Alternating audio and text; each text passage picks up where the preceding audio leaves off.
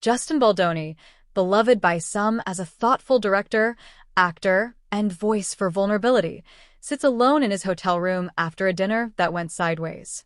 His phone buzzes. It's Rainn Wilson, the ever-quirky office icon, with a text that is equal parts empathy and fire.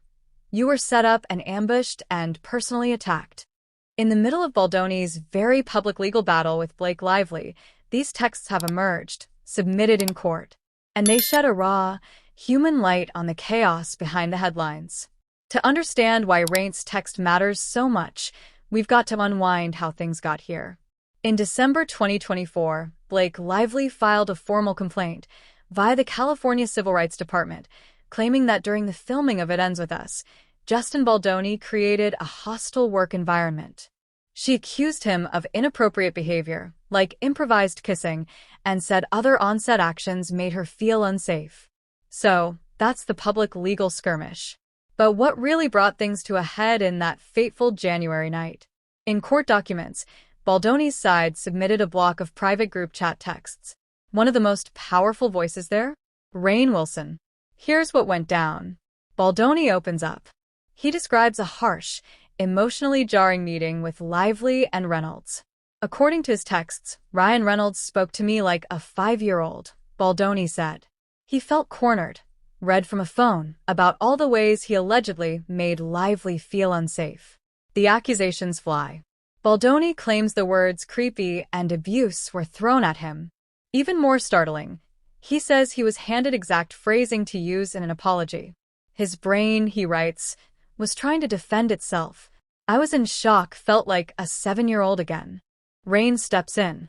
His response is blunt, honest, and heartening.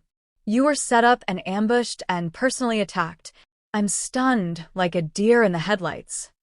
Then he adds something that doesn't sugarcoat it, but also doesn't abandon hope. Onwards, brother.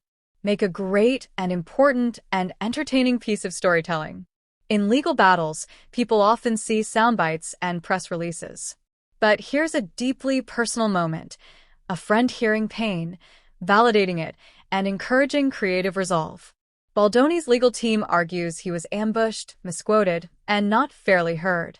Rainn's text supports that. He explicitly calls it a setup. That could be a thread in Baldoni's broader defense. Even with Rainn's text, the bigger legal picture remains complicated. As noted, Judge Lyman dismissed Baldoni's major defamation and extortion claims. But some of his claims weren't entirely shut down. He was allowed to amend around contract issues. Meanwhile, Lively's allegations still stand. Sexual harassment and hostile work environment are serious, and her case is proceeding. Public opinion is divided. Some empathize with Baldoni's account. Others stand by Lively's bravery and claims.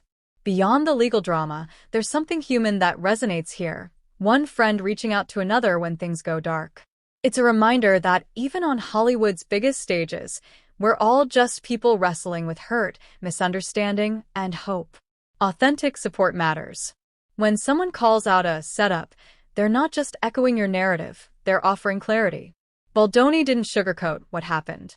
He shared confusion, pain, shame. That's brave. More private conversations may surface.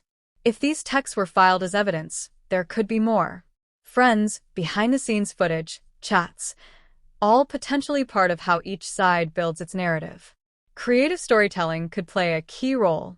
Baldoni might lean into his identity as a filmmaker, framing his journey, his pain, and his truth in a narrative that resonates.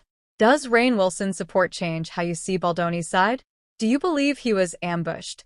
Or is this part of a larger PR war? What do you think the trial will reveal when the cameras stop and the court doors close? Share your thoughts. And if you found this story as emotionally compelling as I did, share it with someone who needs a reminder that even in conflict, friendship can be a powerful witness.